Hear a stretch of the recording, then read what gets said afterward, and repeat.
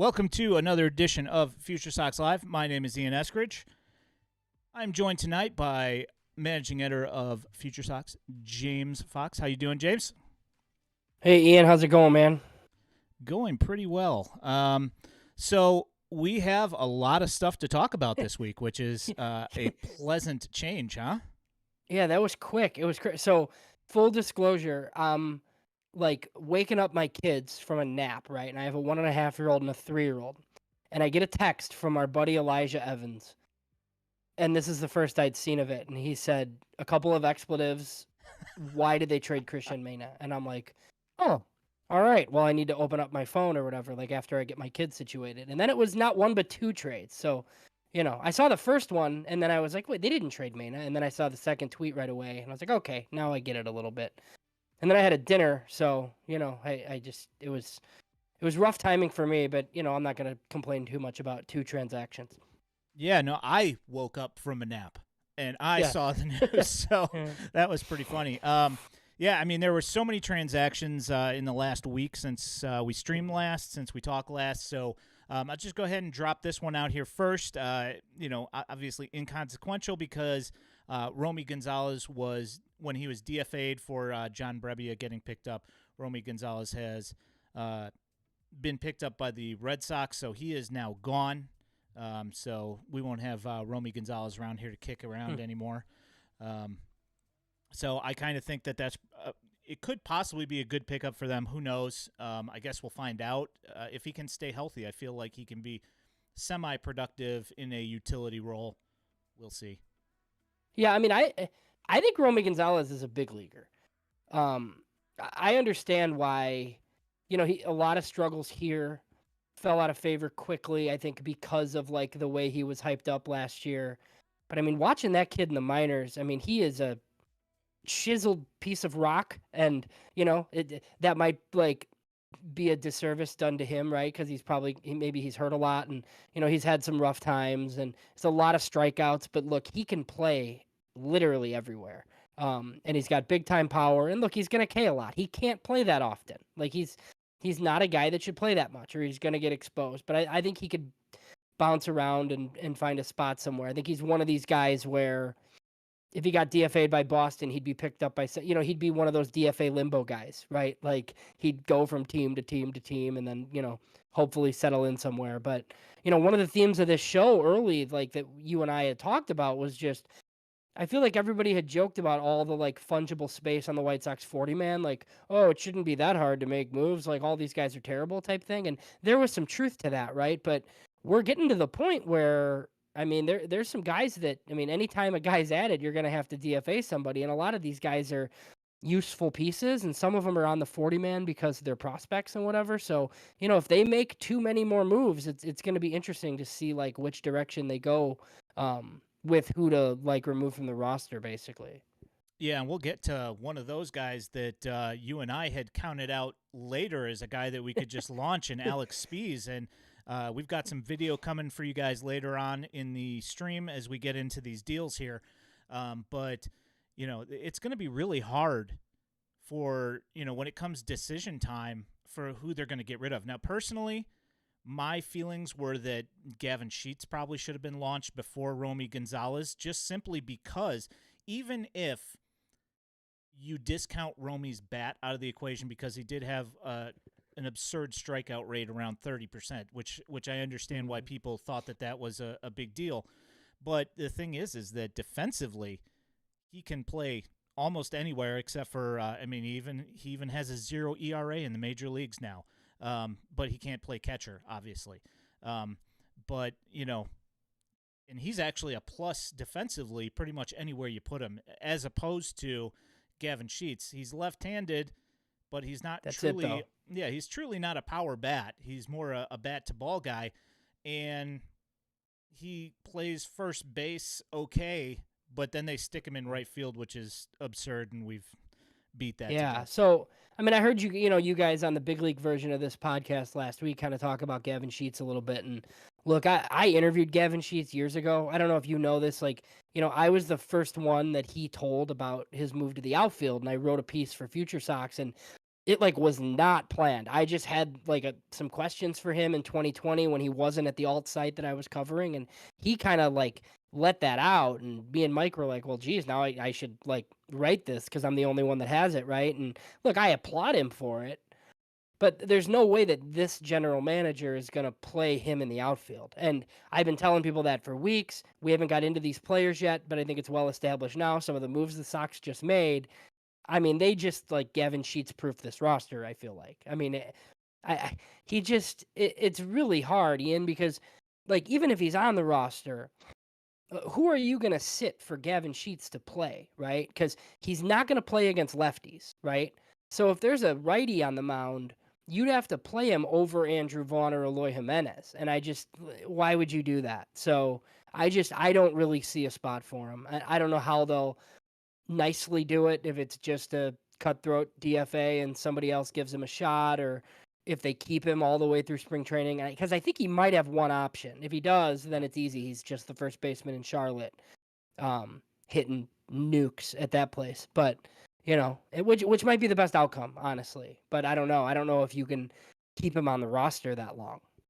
Yeah, to me, it seems like a foregone conclusion that, with the guys that they've brought in, that he's not going to have any playing time. And it's unfortunate, I've heard he's a fantastic guy, but, we're talking about a Major League Baseball team here, and it's going to be struggling for offense, and so they need to find somebody. So, well, he's not comfortable playing the way that he needs to play to be a big leaguer. And I've always kind of said it, like even when he was coming through the system, and me and Matt Cassidy would kind of argue about him because he loved the bat to ball skills, and he's like, oh, and I'm like, Matt, like this dude's got to hit 30 homers a year. He's useless. I mean, he's first base only.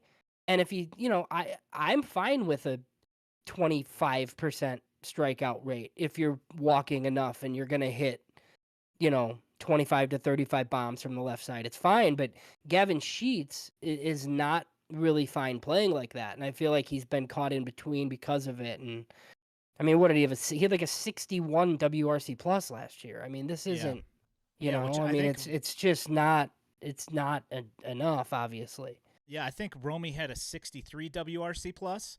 And also, when you look back at the minor league stats, Romy showed more power ever than Gavin Sheets did.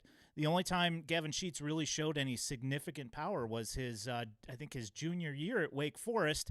When you look at that ballpark, when you relate to college ballparks to, park factors, people complain about Wake Forest being a launching pad. So, for sure. And we're going to have the same Nick Kurtz discussion until July, right? And that it just scares me to death. Like, I hope he goes in the top 4. So that's all I'm going to say right now. We'll have a lot of draft shows later. But, yeah, so we don't have to talk about it at all.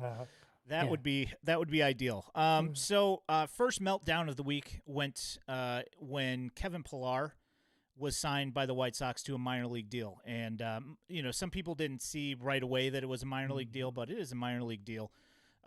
What do you see in the signing of Kevin Pillar for the organization in total?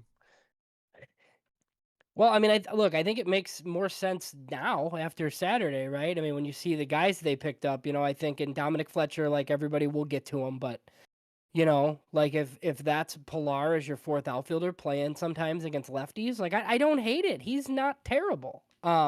He's not good. He's league average against lefties for his career, and now he's older, but like look, he can still defend.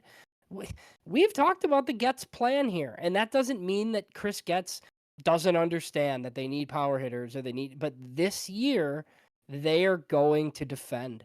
So I think it makes sense. $3 million if he makes the team. It's not my money. I don't care. But look, I mean, even like, what was your alternative, Ian? Like, I heard people complaining like about Kevin Pillar. I'm like, would you rather play Kevin Pillar or Gavin Sheets in right field, like we were just talking about? And they clearly don't want to play Oscar Colas.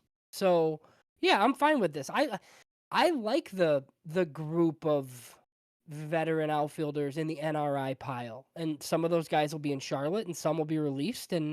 But I mean, it's like, look, the White Sox don't have enough top end talent, right? That's a huge reason why they're probably going to win 60 some games.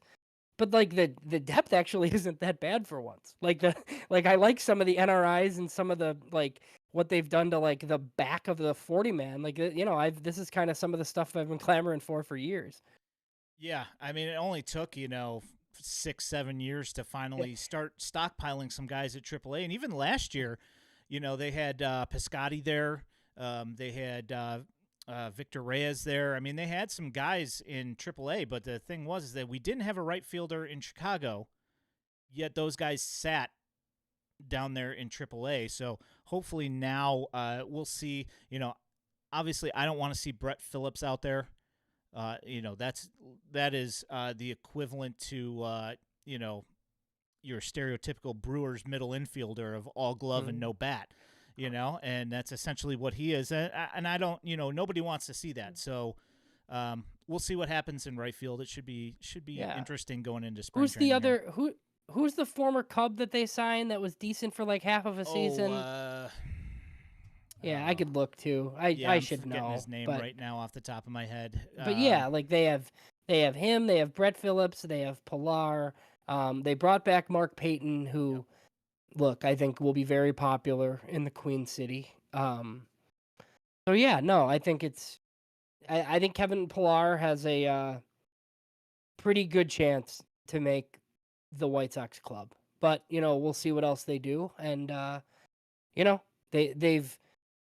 guess they've made that path like a little bit tougher. And we can get into some of those. There it is from Beef. Beef knows. Thanks, Beef. Rafael Ortega. That's right. So look, I mean, he hits from the left side too. So I don't know what these two trades kind of do for his status, right? I almost feel like Chris Getz got all these NRIs signed and then like waited to make these two trades, like before, so it was kind of like, oh, make sure all these guys sign and then we'll make these trades after because they might not have signed here like prior to seeing these two guys, but we can get into it if you have nothing further on Kevin Pilar. Yeah, that was kind of actually one of my thoughts earlier today. When I was sitting here going in my head through all the guys that are minor league guys in AAA, all these outfielders that they signed, and knowing now that you have Dom Fletcher and Zach DeLoach coming, plus they also signed Pilar. Now you've got all these guys, Mark Payton coming back from Japan, and he didn't have a good year last year in Japan. So, it's like, what are we going to, what are those guys going to do? It's just, for certain that some of those guys are going to be looking for a job here in the near future. Yeah, well, and I do think they have like kind of prospects still now that'll be expected to play every day in Charlotte, right? Like we kind of talked about this off air. I mean, like they're not going to get rid of Oscar Colas. So he's going to be playing right field or center field like for the Knights. And I would imagine, like I think Dominic Fletcher is going to be on the White Sox. I'm not so sure that Zach DeLoach will be right away. So, I mean, he's in a corner. I think you brought up Cespedes the other day. I mean, I don't know if he has much value, but like he's definitely got to play in Charlotte. So, yeah, I mean, there are some fringy prospects that are still going to be down there too, like in addition to like a lot of these like vet guys. So it'll be interesting. They're not horrible problems to have, right? Like you're usually not able to like squint and fill out the Knights outfield. So this will be a little bit different. It won't be Billy Hamilton playing 100 games in AAA for the White Sox. Yeah, I'm used to having this issue with first base, but with the outfield, it's foreign territory for me.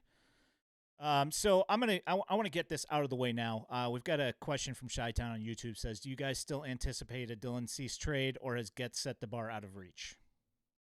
I mean, here's the thing. Like, if they trade him within the next 2 weeks, I'm not going to be surprised because they clearly want to trade him. I don't know how much like Scott Boras is holding things up, right? Because I'm not sure it was ever going to be Baltimore anyway. Like after kind of reading what Bob Nightingale wrote, and for anybody that didn't see Bob Nightingale's notes today, they're usually pretty informative. He kind of said Baltimore was offering the White Sox a similar package to what they traded the Brewers plus another player. Now, what does that mean? Who knows? But if the other player was one of those big five that we've been talking about, I'm pretty sure that deal happens. So my guess is it's not that. And then I don't really blame Chris Getz for not making this deal. And then look, was he asking for too much? I don't know, maybe, right? But I do still think there's potential for a Yankees, a Cardinals, somebody that just comes out of nowhere that just decides to trade for Dylan Cease, because the White Sox clearly want to trade him.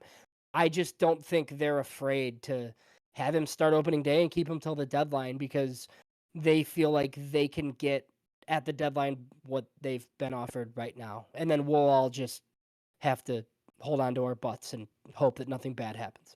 Yeah, that's pretty much where we're at, because had they traded Cease for the return that the Brewers got for Burns, there would have been a riot. I think that there at least had to be one more big prospect that was close, in like a Heston Kjerstad or something, closer to the major leagues to get that deal done for the White Sox. And for sure, yeah, I'm perfectly fine with us staying pat if that was the return that was being offered.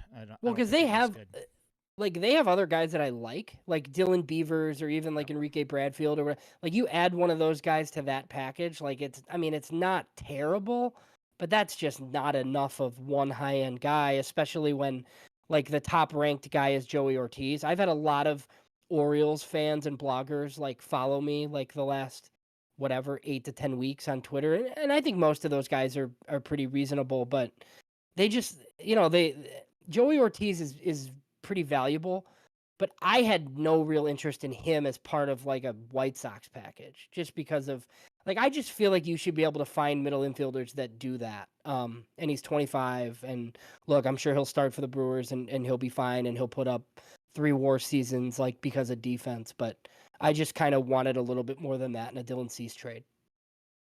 I wholeheartedly agree. So let's go ahead and move on to the first of the 2 trades that happened on Saturday. Gregory Santos sent to the Mariners for Prelander, Berroa, Zach DeLoach, and a Comp B pick, which should end up being pick 6'9". And we'll see where that ends up. And do you want to go ahead and explain the Comp B pick before we move into all this other stuff? Sure, I would love to. I actually don't think it's going to be the 6th. I think it's going to be like pick 66 or 67. So one thing people have to keep in mind is the guys that are still available in free agency: Blake Snell, Bellinger, and Chapman all have qualifying offers. So I guess if a team, like a big market club, signs one of those guys that has to forfeit a second rounder, that pick kind of just like gets forfeited, and then everything moves up. So it has the potential to be like the 66th or 67th pick still, but whatever. Like, that's fine. Like, the gist of it is, yes, they're going to get another top 70 player in theory. So we'll know like kind of what it feels like to be one of these small market clubs that has the extra pick. The big deal is that it's probably like $1.2 million in bonus pool space. Their first rounder at 5th overall should be well over $7 million. Just to keep this as brief as possible, like I don't think it's a great draft class. I think it's probably going to end up being like most of those teams at the top are going to try to go under slot, I would think.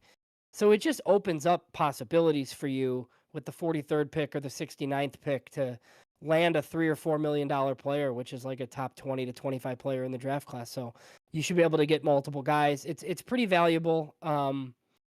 So yeah, I mean, it's not, the big thing to remember is it's not just about the player taken with the nice pick at number 69. It's the bonus pool space that comes with it. And I do like how Chris Getz talked about it on his media call and recognized the fact that, hey, you can do this, and it's kind of cool that you can do it. And it's a nice sweetener, like in a trade package.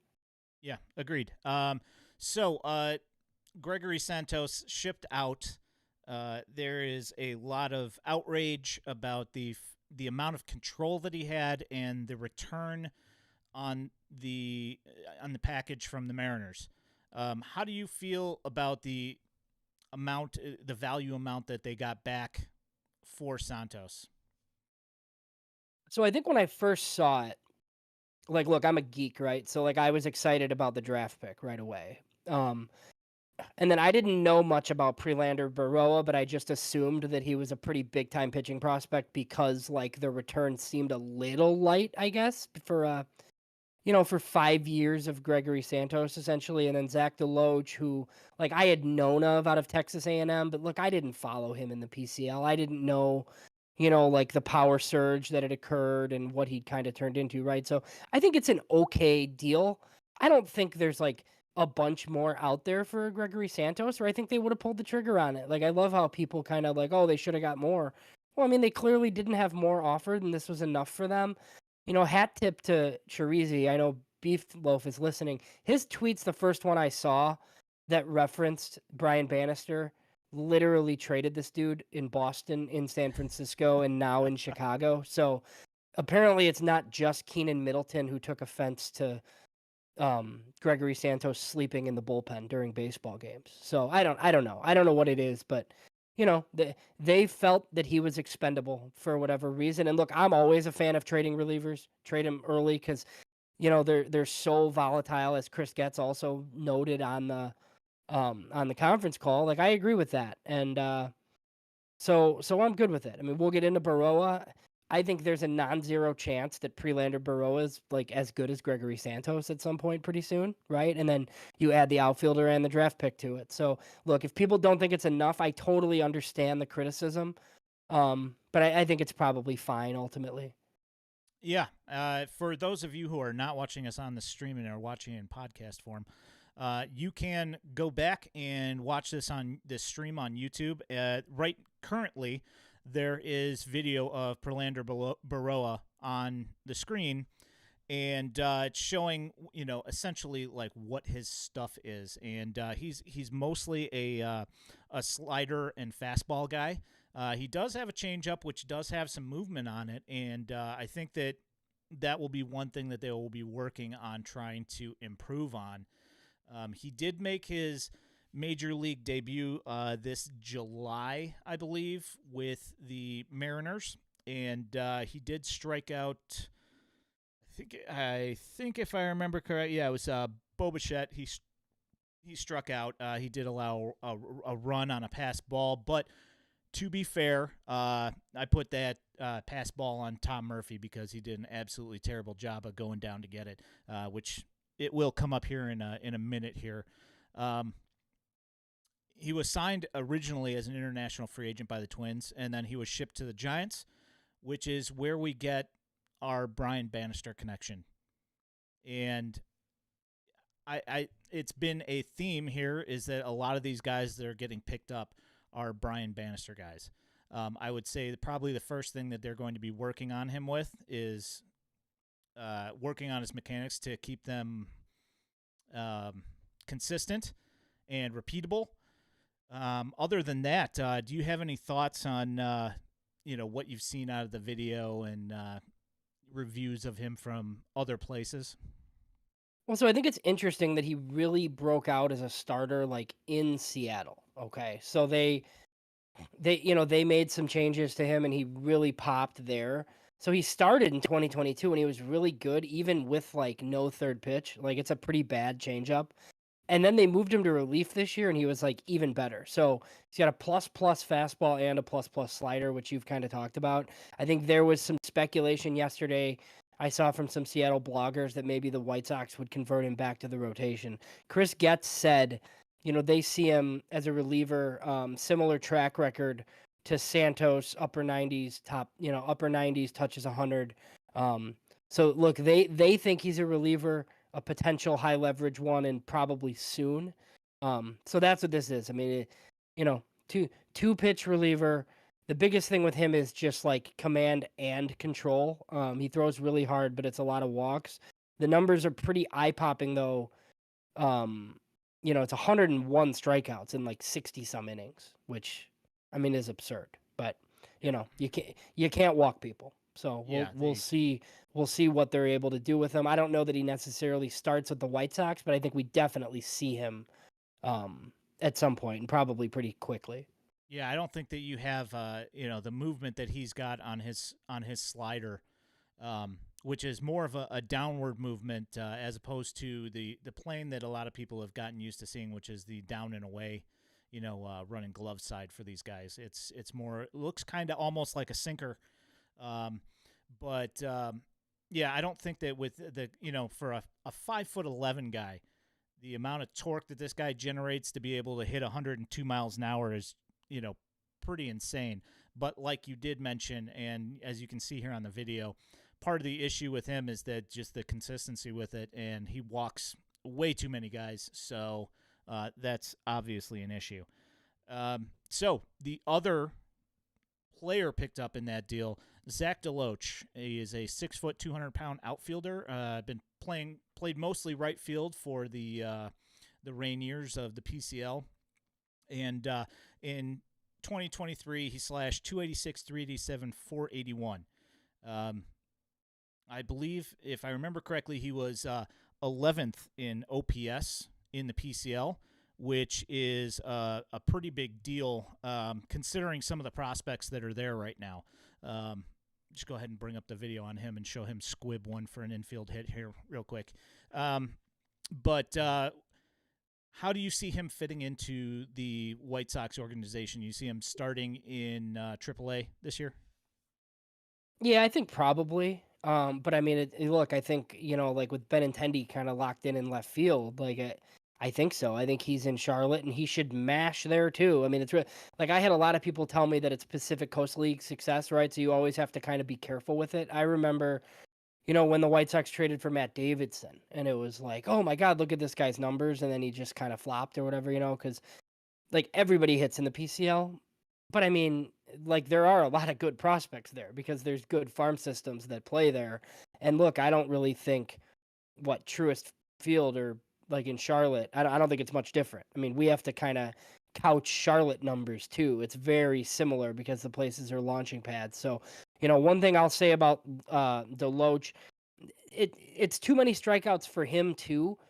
But he does walk. He's shown that he can control the strike zone, and he's definitely changed the approach to be more power-oriented. So, look, I'm good with high strikeout rates if you're walking and hitting for power. I think that's been pretty well established. I think he's made himself a big leaguer. He's hit 50-some minor league homers. So I think this is an interesting one. There are some of the scouting reports from Baseball America and other places think he's probably ultimately left field only because of a below-average arm. Chris Getz said both corners, so, we'll see. He did have a 900 OPS against lefties this year, but I don't really think you want him facing lefties exclusively in the big leagues, which is what it would be like if he were up, I feel like, in the short side of a platoon from that side of the plate, which would be kind of weird. So, yeah, I would imagine he's in Charlotte, but he's probably the first guy up. Yeah, the thing I look at, and the thing that I saw the most is people complaining about the strikeout numbers for him and making fun of the fact that, yes, he did have 173 strikeouts in AAA, which is, obviously nothing to sneeze at. That is a lot of strikeouts. But the thing is that he was also, I think he was second in hits in the PCL and, 11th in OPS. And, his on-base percentage was not bad at all, So I don't know. I think that I don't mind the pickup at all. I think that this is, he's obviously going to be blocked in Seattle, and he's not going to be getting anywhere near the starting, outfield for the Mariners because, look, I mean, just look at who they have in the outfield, and I mean, it's fairly certain that there's just no way he's going to crack that lineup. So. No, and one thing I'd be interested in is to see the amount of strikeouts where he was caught looking, because even in some of the scouting reports too, it says that he doesn't chase that often, which I mean you would assume that he does with 173 Ks in AAA, right? So I wonder how much of it is truly he's sitting back forever, wanting to walk, not being afraid to K, to improve his power, right? How much of it is he just takes close pitches and strikes out quite a bit. It might sound like excuse making or whatever, but I'd just be curious to know what that looks like. Is he swinging through fastballs? Is he, is it a lot of called strikes? I don't know. I could probably do that research, but I'm sure we'll we'll hear about it. So Yeah, I would have to look. I probably watched like, I don't know, maybe 10 games of at bats ish around there. And the things that I saw, the stuff that he was having issues with was, there was some chase on higher breaking balls that he wasn't able to make contact with. There wasn't a whole lot of, standing around and watching, so I don't know. We'll see. Obviously, I'll have to see him for longer than just a quick like 35 at bats or whatever it was that I watched. So yeah, we'll see. yeah, and he does have power. Like I had kind of heard yesterday, like people were underwhelmed like by like a corner profile, of like another like all defensive guy that Getz has been prone to get, right? But he doesn't really seem like that type of guy. I mean, he seems like he could even potentially sell out more and be, like one of these all or nothing guys that's hitting 210 and selling out for power. So we'll see kind of what he turns into. Yeah, I think he's got the bat to ball to be able to do that. To be that true outcome guy. And his eyes seems to be fairly decent. I think he had like almost 80 walks last year to go with the 170 strikeouts. So I don't know. We'll see. It's going to be, if nothing else, at least right field between one of these guys is going to be hopefully taken care of. Let's move on to the second deal that was made yesterday. And the White Sox sent starting pitcher Elijah Evans' favorite person, Cristian Mena, to the Diamondbacks for outfielder Dom Fletcher. Now, here's the thing. Beefloaf's going to love him because he's 5'6". There's going to be some bullying going on there. But 26-year-old outfielder, so he's a little bit up there in age. He was a 2019 Comp B pick, the 75th pick in the draft. What do you have to say about Dominic Fletcher? So again, like I kind of like this guy. Like I was like a lot of underwhelmed White Sox fans yesterday, and I don't know, like I was a little bit surprised, right? Because I'm like one of the members of the Cristian Mena fan club. Like I remember on this podcast, like Ben Badler coming on telling me and Mike Rankin that he's a sleeper, signed for $250K, quickly moved out of the complex and was awesome in A-ball, like striking out guys with his curveball. But you know what? Like the fastball just never really developed. And like, is that a White Sox problem? Maybe. Does he go to the Diamondbacks and he's throwing 97 and we regret this thing forever? Maybe. But I mean, the fastball's been pretty consistently like 92, topping out at 94. I think you've watched his actual games a lot more than I have, so feel free to chime in a second. But this is like Cristian Mena might be a number 4 starter and soon, right? So yeah, like you're getting rid of a guy that's probably going to pitch in the big leagues. And he's probably going to pitch in the big leagues this year, but it is for a need. And Dominic Fletcher's, also has 6 years of contract control. Is it a great fit in right field when Andrew Benintendi's your left fielder? I understand that argument. Like, you want more power out of right field, but I don't think he's small, but I don't think he's one of these tiny slap and dash guys. He just like that's not how he plays. And obviously, like we just had the Pacific Coast League discussion, but he's got 42 minor league homers. Like this isn't Nick Madrigal, and I've seen some comps. I kind of like Cole Calhoun is who he kind of reminds me of a little bit. A guy like that or like a Josh Reddick. Look, the defense is going to be plus in right field. Chris Getz was asked a question from, I think, James Fegan on the conference call just about like, and it was a good question. It was about like targeting guys who a lot of their value is in center field when you already have like a superstar in center field. Like, does that kind of take away? And Getz basically said no, because, if something happens and you have a center fielder, right? So like, I understand like the question for sure though, but I think White Sox fans are going to like the guy because he's really fun, man. And he came up in a small sample and he helped a Diamondbacks team that went to the World Series. So I know you like him too, and you've seen a lot of his games. I understand hoping that it was like somebody other than Mena that went. Like I get that part of it, but I do think this guy's gonna help. They've needed outfield help for a long time, and he hits from the left side, and he's always mashed right-handed pitching.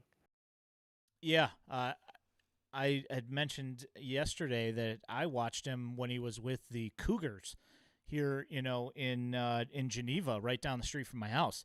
And he was always one of those fan favorite type guys. The guy could hit the ball, he could impact the ball. More importantly, it wasn't just like a guy just slapping the ball to the corner. This is a guy who would put a hurt on the ball, and that's obviously something that everybody was worried about, thinking because he's 5'6" that he's not going to impact the baseball, but he does.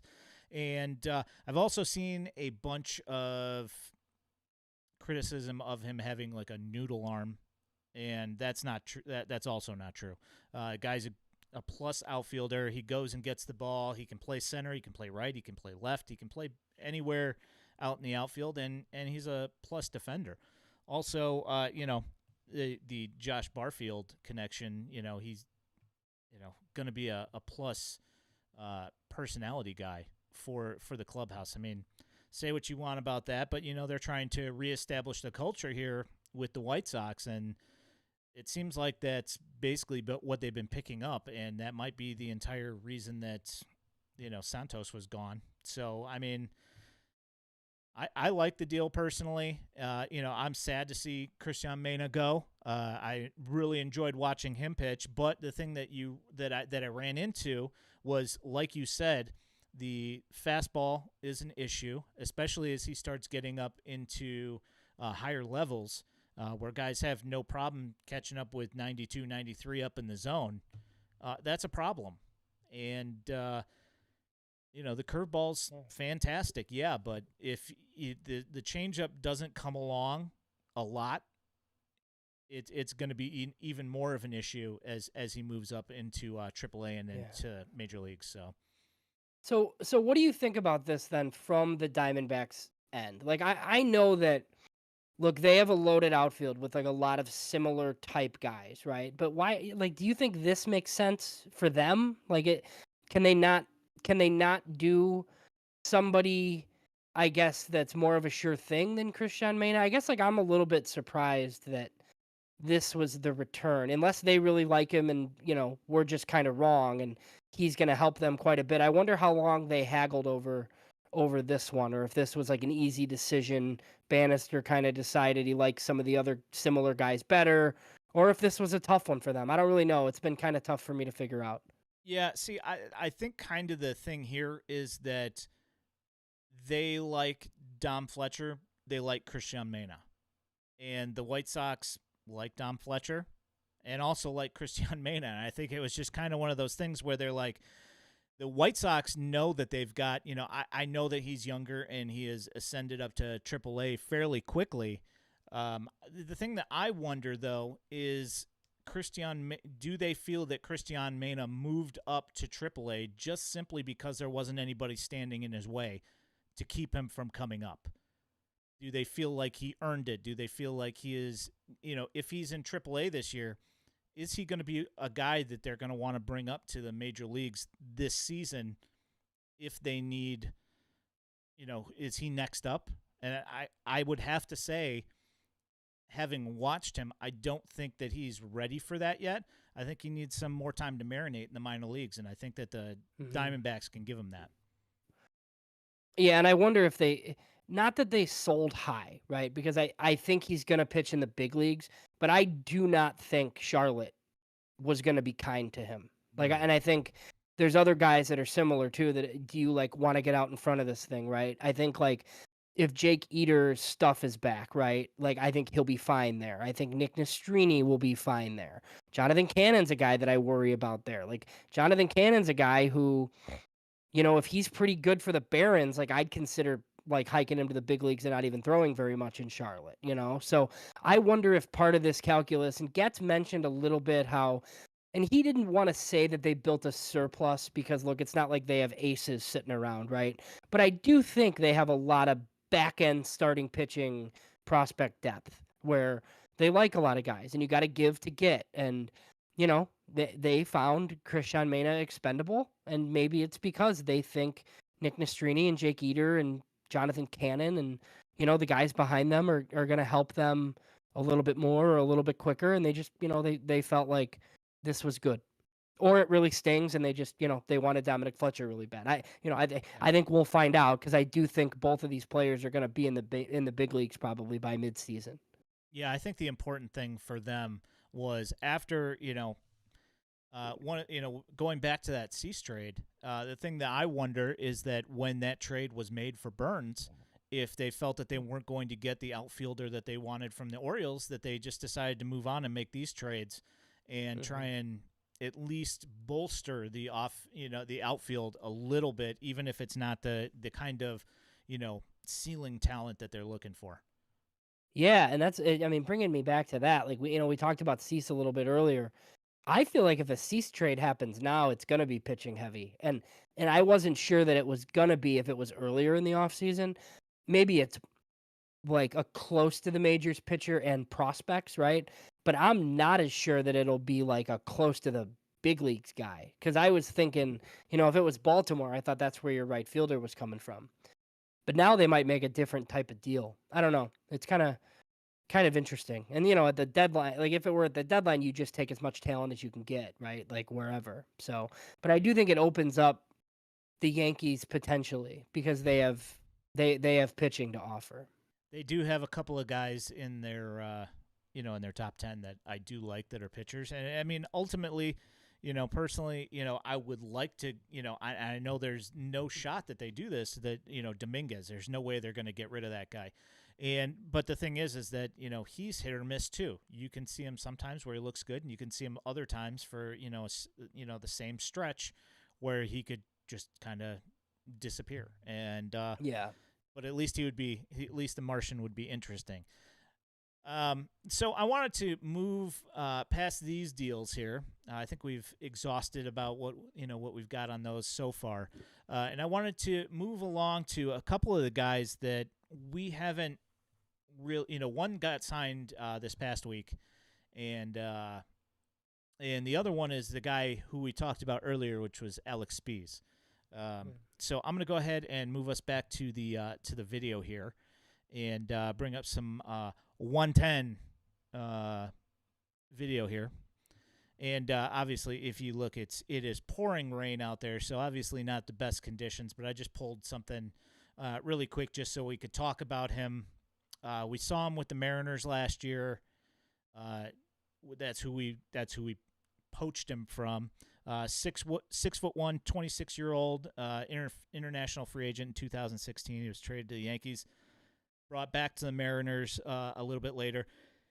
He is a sinker and slider guy. I think he throws about 47% sinkers and like 30% sliders. And the change in the fastball are big secondary, like in the way back.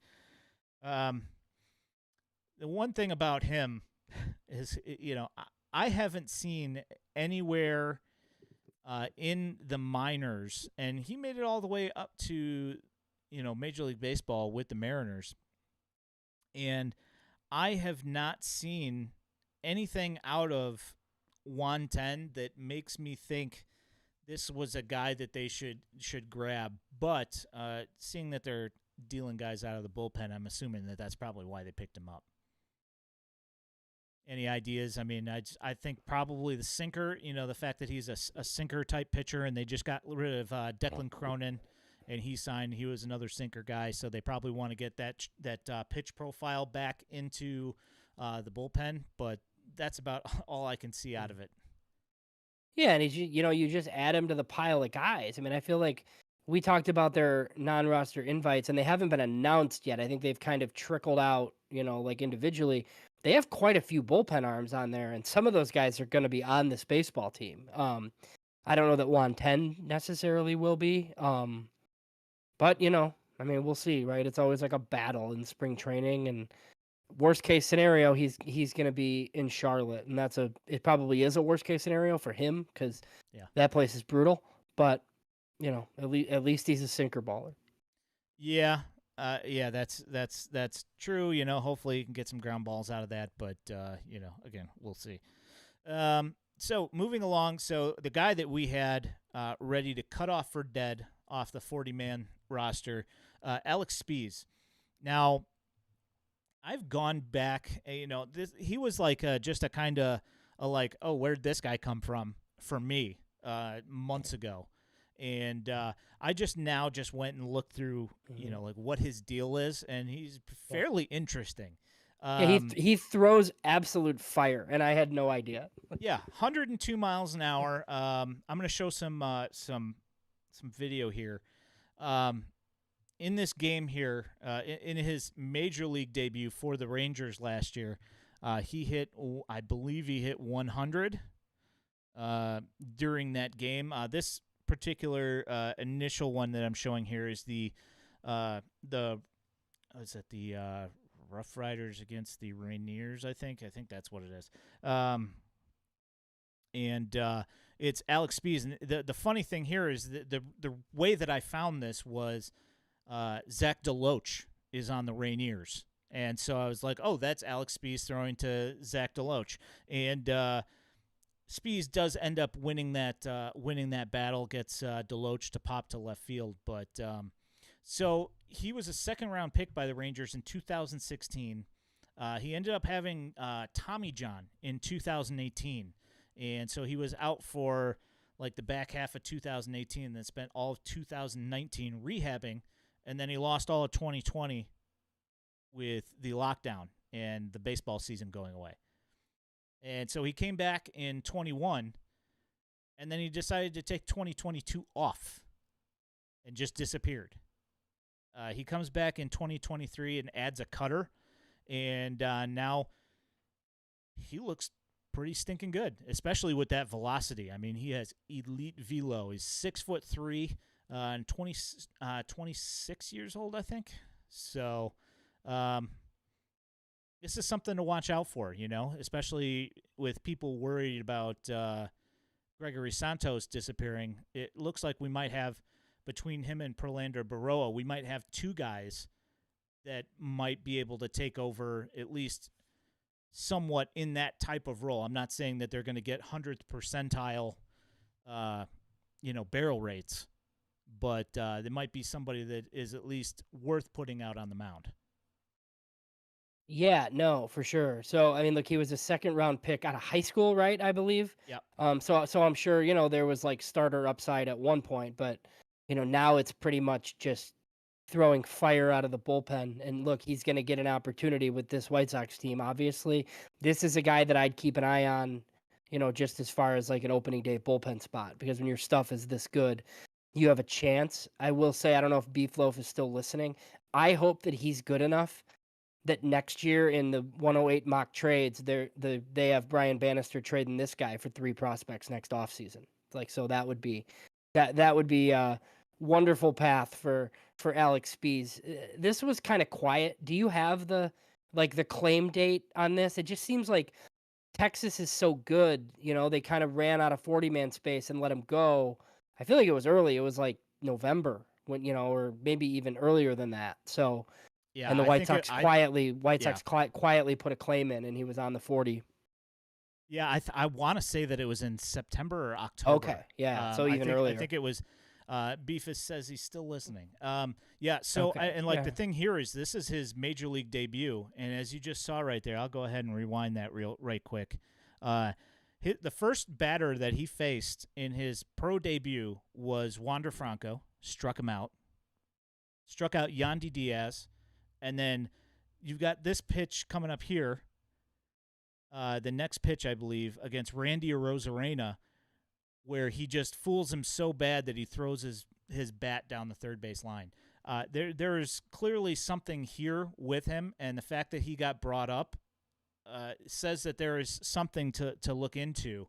That right there was a 5-out save, or it was 1 point. Yeah, maybe it was just 1 2/3 innings, but no hits, no walks, just throwing gas out of the pen. Looked great. So yeah, and it's so these are the type of moves that the Giants have been making, quite frankly, for the last like 3 to 4 years. Like and look, I know like we keep going back to Brian Bannister, right? And I know that Chris Getz was not our choice. He wasn't really anyone's choice, and I understand that. Like, and I've also tried to point out that that doesn't mean that he's going to be terrible at this job. I know we're not allowed to say nice things, right? But Nope. like the Brian Bannister hire was big, and I kind of like what I've seen and heard from Josh Barfield.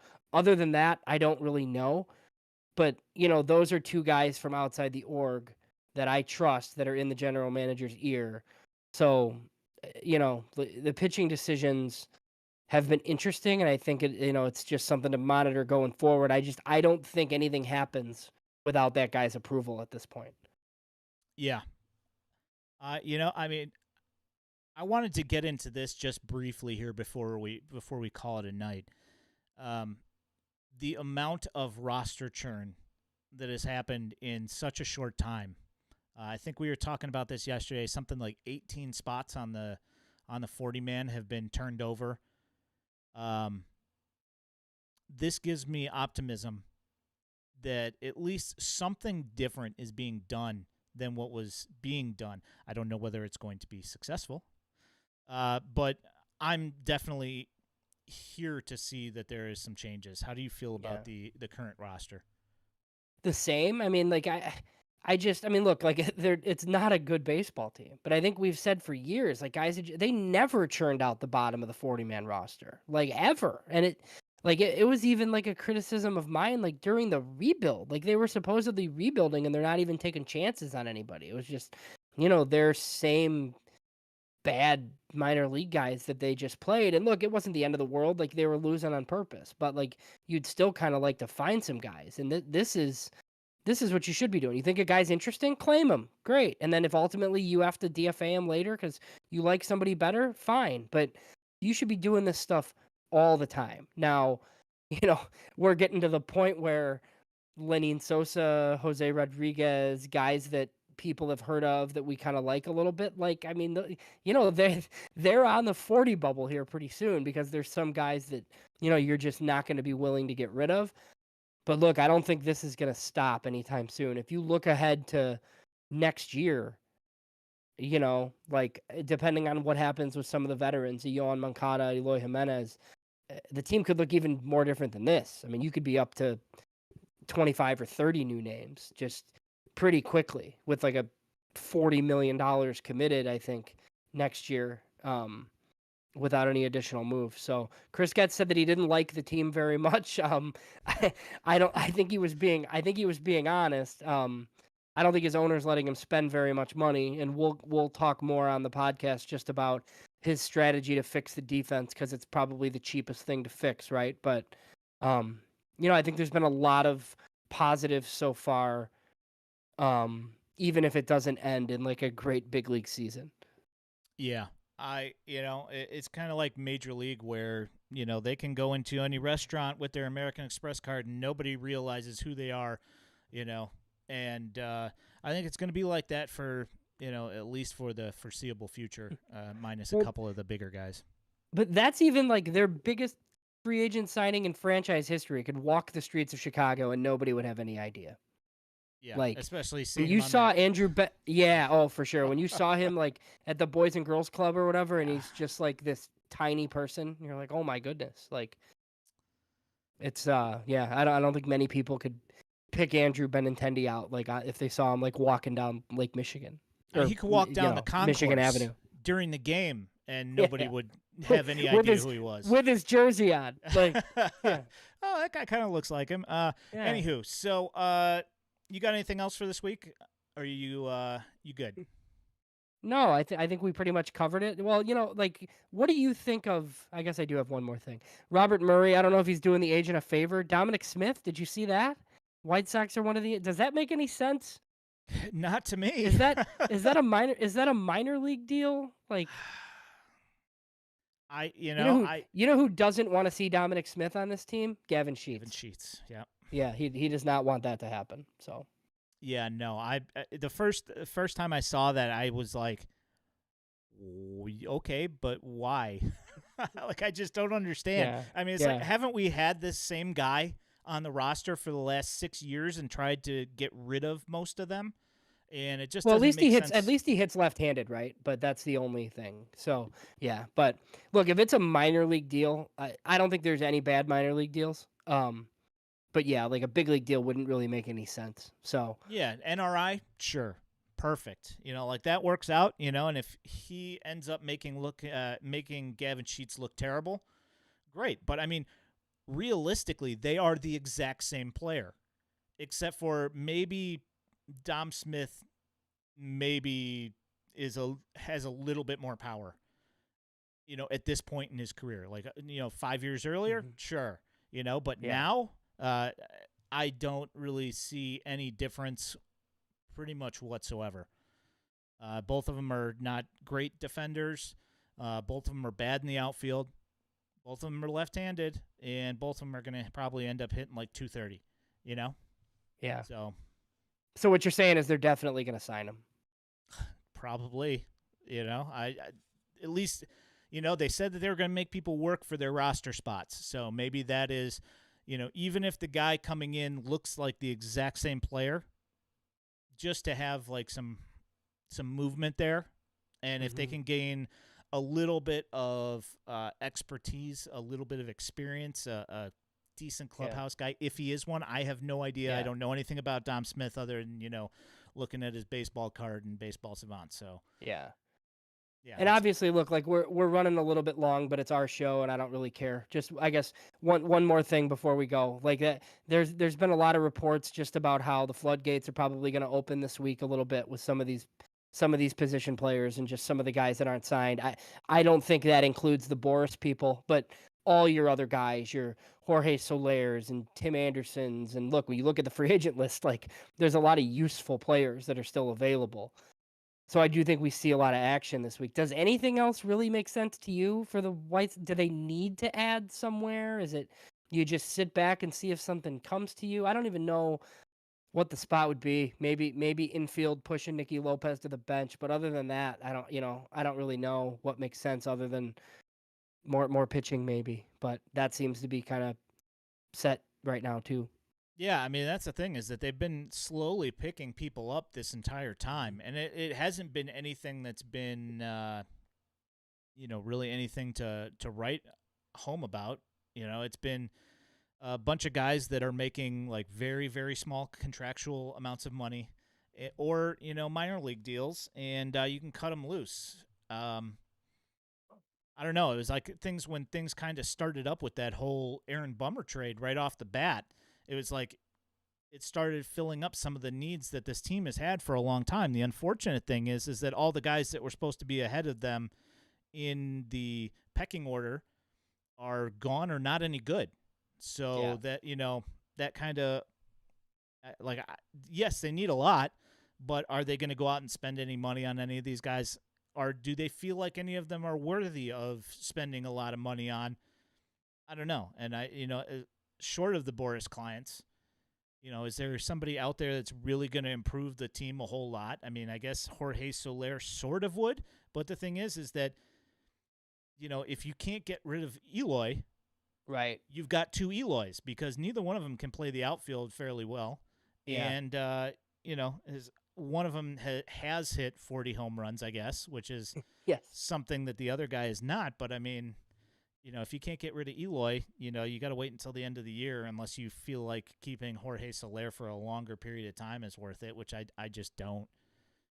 Yeah, I totally agree with that. Like if they had traded Eloy somewhere for two prospects or whatever, I'd be totally on board upgrading, and you'd do the Jorge Soler thing. But right now, yeah, it's just there's just not space, and they're not going to be good anyway. So, maybe we might not see very much else happen other than, if they make more trades. Yeah, I mean, at this point, I think that if they're doing anything at this point, it's just going to make things incrementally better, I guess, is the way I would put it. It's not anything that's really going to change what this team is, and I feel like they need to cut the dead weight after the end of the year, whether that, it's probably going to be Yohan and Eloy are probably both going to be on their way out if they don't have, MVP caliber seasons. So At this point, I'd say I wouldn't really expect a whole lot from the White Sox unless they manage to trade one of those guys out of here. That's the only way that I see anything major for the White Sox is if they get rid of Cease, Eloy, or Yoan, and that's pretty much or Benintendi for that fact. You know, I had mentioned that yesterday that I don't see anything happening in the outfield with those two guys that they got yesterday. You're going to have one or the other. You're not going to be able to get the other one up there unless Benintendi's gone, and he's scheduled to make another $60 million. So, we'll see, but I doubt it. Yep, I doubt it too. I think this is probably pretty close to the team. So, and then we'll start talking about the, some of the prospects that'll get an opportunity in spring training, and if they can force any of these guys out of there, and we'll kind of go from there. I agree. All right, so FutureSox.net, you can find an article that will be popping out by James Fox here on the other side tomorrow. I believe it's coming out tomorrow. Yeah, it'll be out Monday, and then I'm gonna do a mock draft this week too, and then we have the other minor league pod and a big league version later on this week as well. Yes, we do. You can find all of the written content over there. You can find our link to Patreon if you feel like being nice enough to help us do the work that we do here. You can find at FutureSox on Twitter. My name is Ian Eskridge at Daily White Sox on Twitter. James Fox at JamesFox917 on the other side. You can find this on YouTube in podcast, audio-only form, or video form. You can also find this in our Twitch video section on twitch.tv/FutureSox. Thank you so much for coming and hanging out. You guys have a great week. We will see you guys next week at 8 p.m. on Sunday. Thank you so much. Have a great night.